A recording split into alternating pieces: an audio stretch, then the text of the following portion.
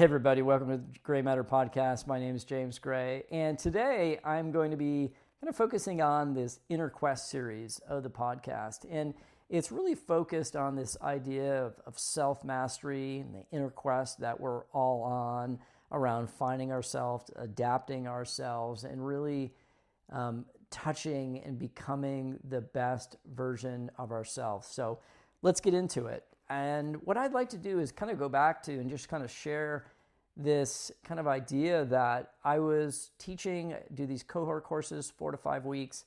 And in the final session, I always ask the people who are in here to kind of share what are the topics that they want to kind of learn and want me to reinforce that last session.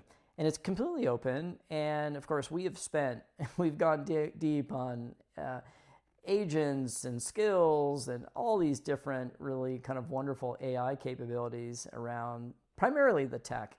But this last session was interesting. It really started out by this one person saying how she had really used this course to accelerate her path around product management. And certainly that discipline has changed a lot, and how this course helped her become more proficient and more confident as she goes on that quest to kind of re-enter the workforce. And then there was another person who talked about, who had done some really novel things inside his company that he had done with Claude Code and so forth. And he said that one day someone in the last week called him a software developer, and how he really took notice on that, because he was not a software developer, but someone else had seen him in this new identity, and how at the time, made him somewhat uncomfortable, excited at the time as well, but this is kind of not who he was, at least in the past, and how learning AI was helping him evolve into these capabilities to maybe transitioning who he is and what he's capable at this company or beyond, and opening all kinds of other ideas. And then another person kind of chimed in, like a third person and a fourth person, and clearly we were onto something here where people wanted to talk more about, what was the technology enabling them to do. And people were sharing that finding your competitive advantage, or finding your focus and uniqueness, of how powerful that could be when you combine it together with some of these AI tools to really accelerating and accentuating kind of our capability. But people all recognize that this can be a really hard thing. In some cases, it's forced on us, where the market is changing, and so we need to kind of reestablish or find again what might be our focus, because maybe the world has shifted a bit. And so that was kind of the conversation. And as I was kind of talking with that, of course, I love these topics, and I couldn't help to think about this book from Robert Greene, right? The Mastery from Robert Greene. And I just love all of his other work. He got many other kind of books on the bookshelf. And in this Inner Quest series, I plan on sharing kind of one core idea that we can really apply to this idea of kind of the inner quest that we're on, this self-mastery, that we can combine together with these AI capabilities, so that we're applying ourselves in a really unique way to bring out our best in self. So I thought I would just share today a couple passages from chapter number 1, which is called Discover Your Calling, Your Life's Task. And I'll just kind of share these, and then I'll kind of maybe overplay or kind of talk through some of the things as how it relates to some of the experience that I've had of both an instructor, a coach, and just my experiences of helping people really adapt and go beyond maybe who they are today. And so he says that your life's task is a kind of inner force that guides you towards your life's tasks, what you're meant to accomplish in the time that you have to live. And this would be another thing that I'd recommend you ponder a little bit, is we don't know how much time we have. And so we need to honor ourselves of finding this life's task to really bring out the best of who we are in the days that we have. And he talks about that this inner force can kind of fade in and out over time. And this can be a source of our unhappiness, that your lack of connection to who you are and what makes you unique.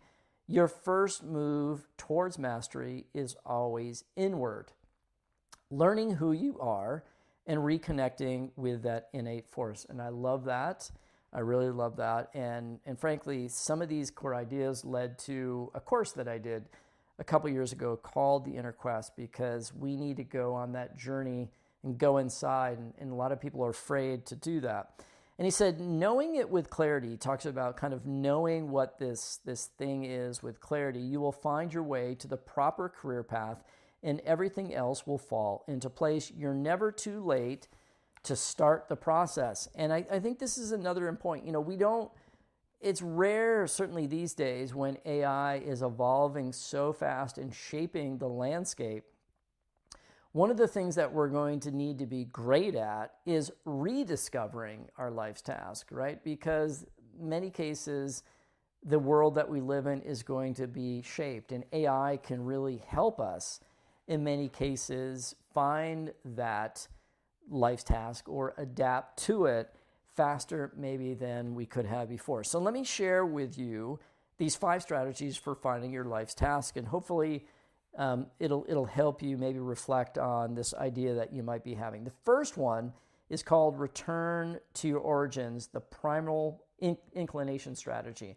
And so what this is about, he talks about maybe earlier in your life that you had some primal inclination towards something, but it had been lost for all kinds of reasons. But he says, in order to master a field, you must love the subject and feel a profound connection to it.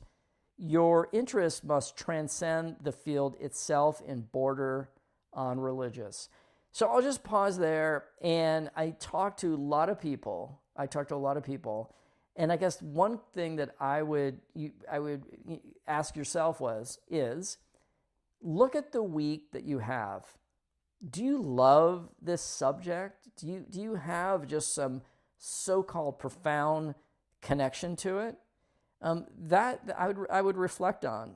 And he really kind of talks about this whole idea that your power and your future can depend on reconnecting with this core and returning to your origins. And you must dig for signs of inclination in your earliest years. And it could be, he said, look for traces in visceral reactions to something simple. A desire to repeat an activity that you're never tired of, a subject that is stimulated, an unusual guide of curiosity, feelings of power attached to particular actions. It is already there within you. You have nothing to create. You must need to dig and refine what has been buried inside you all along. So I think this is kind of another key point. Sometimes we know what it is, but we're just too timid or afraid to acknowledge it to ourselves, let alone go and be courageous enough to kind of go do it. So reflect on that. Do you love this thing that you do? I know that the work that I do over the last 2 or 3 years after my CIO job ended, being an instructor over these last couple of years has been so energizing for me. I spend 10, 15 hours in my office learning, researching, synthesizing, because I love the craft. But I had to spend some time really kind of finding it and then acknowledging that that was something that I wanted to kind of evolve into. The second is occupy the perfect niche, the Darwinian strategy. And I'm going to +1 on this in a big way, because I think that this is one of the things that people do not focus enough upon, which is getting really clear about their uniqueness and narrowing into something that is truly them and is really brings out the best in them, right? And we can go into other career paths and things with all kinds of other people, but the beauty of being able to know that you're in your space, that you're built for something, that you are just doing the work that brings out the best in you is something special. And so he in this kind of second strategy, he says the career world is like an ecological system. People occupy particular fields within which they must compete for resources and survival. The more people there are in a crowded space, the harder it becomes to thrive there. And he says you're seduced into such fields because you see others making a living, treading the familiar path, but yet you're not aware of how difficult such a life can be. The game you want to play is different. Instead, find a niche in the ecology that you can dominate. It is never a simple process to find a niche. It requires patience and a particular strategy, right? And he talks about kind of adapting and narrowing in the field. You'll continue this process until you've eventually hit it upon a totally unoccupied niche. The narrow, the better, and in some ways, the niche corresponds to your uniqueness, right? And I love this, and I think it's so true that, and he talks about being able to combine these fields of knowledge that really, truly make us unique, and, having found a niche that is not crowded with competitors. So think about that. Think about the space that you're currently in, the job, the market, right? And look at what is truly unique about this. The work that I'm doing, is it truly unique? Can somebody else do it? And I think a lot about that. Certainly as I've gotten older, this thing that I'm doing, could other people do it? If so, I'm not honoring myself with this true uniqueness. Third strategy, avoid the false path, the rebellion strategy. And he says that the false path in life is generally something where we are attracted to for the wrong reasons, money, fame, attention, and so on. And this is, what he calls really the, this idea of the false path. And he said, it happens, and a lot of times, for all the wrong reasons. And then he says that our strategy for kind of reestablishing our path must be twofold. First, to realize as early as possible that you've chosen your career for the wrong reasons before your confidence takes a hit. And second, to actively rebel against those forces that have pushed you away from your true path. There could be all kinds of forces, could be friends, family, parents, whatever it is, but we're going to need to resist that and rebel against those forces that have taken us and pushed us towards this false path. Okay, the fourth strategy, let go of the past, the adaptation strategy. And so in here, I love this, right? Where we need to, this idea of adapting. And this should be a message for everybody. You are not tied to a particular position. Your loyalty is not to a career or a company. You are committed to your life's task, to giving it full expression. And it's up to you to find and guide it correctly. It is not up to others to protect or help you. You are on your own. And I think this is it. There's no one else who lives within us, right?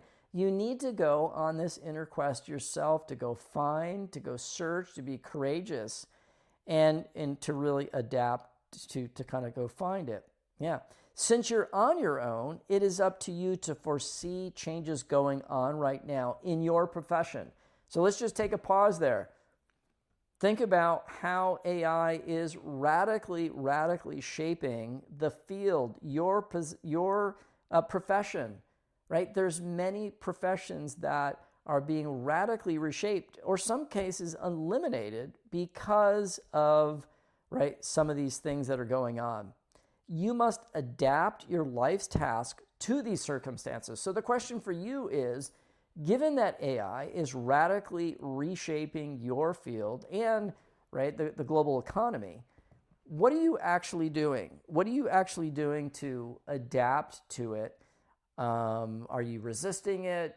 What actions are you taking? A lot of the people who've I think have come into my course is that they're embracing this thing and they know they need to really embrace it versus kind of push it away. So he says, you must adapt to the circumstances, right? You do not hold on to past ways of doing things because this will ensure you will fall behind and suffer for it. You are flexible and always looking to adapt. If change is forced upon you, you must resist the temptation to overreact and feel sorry for yourself, right? He says you don't want to abandon the skills and experience you've gained, but find a new way to apply them. And I think this is really true, even more so. We have a lot of skills as humans, and it's the fusion of those skills together with these AI capabilities, and we're just reconfiguring them. We are applying them maybe in new ways we would have never, ever imagined. And then this last point on this strategy, remember your life's task is a living, breathing organism.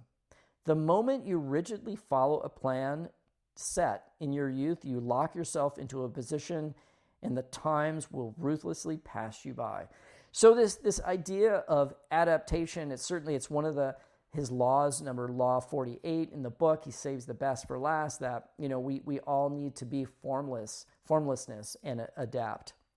Okay, the fifth strategy, and I'll leave you with this, find your way back, the life or death strategy. And this is that, when we've kind of deviated from the path that we've kind of followed, it's because we didn't comply with something that was deep within us, right? Not clearly seeing ahead of you, you will end up in a dead-end career, right? Even if your material needs are met, you will feel an emptiness inside you that you will need to fill with any kind of belief system, drugs, or diversion. And so he kind of talks about in this final kind of piece here around this life or death strategy, you will recognize how far you've deviated by the depth of your pain and frustration. You must listen to the message of this frustration, this pain, and let it guide you to clearly guide you. It's a matter of life and death. The way back requires sacrifice. You cannot have everything in the present. The road to mastery requires patience. You will have to keep focus on 5 or 10 years down the road when you will reap the rewards of your efforts, right? So that's this idea, this life or death strategy. Make your return to the path a resolution that you set for yourself and tell others about. It becomes a matter of shame and embarrassment to deviate from this path, right? In the end, the money, success that truly last come not to those who focus on such things as goals, but rather to those who focus on mastering and fulfilling life's task. So I hope those kind of nuggets helped as you're thinking about how you might be adapting your craft in this rapidly changing kind of ecosystem, whether it's your job, your company, or so forth, that being able to touch and really almost honor and touch what is that life's task can be so energizing. But we do need to have some discipline. We do need to go on this inner quest, to go be brave enough to go explore it, but even more braver, more courageous to go and actually live it. So I'd love to hear some comments. If this resonates with you, I'd love to kind of hear your feedback as you're thinking about your life's task in this one life you have. And I'll be back hopefully sometime in the next day or two with another nugget for us to talk about. All right, take care.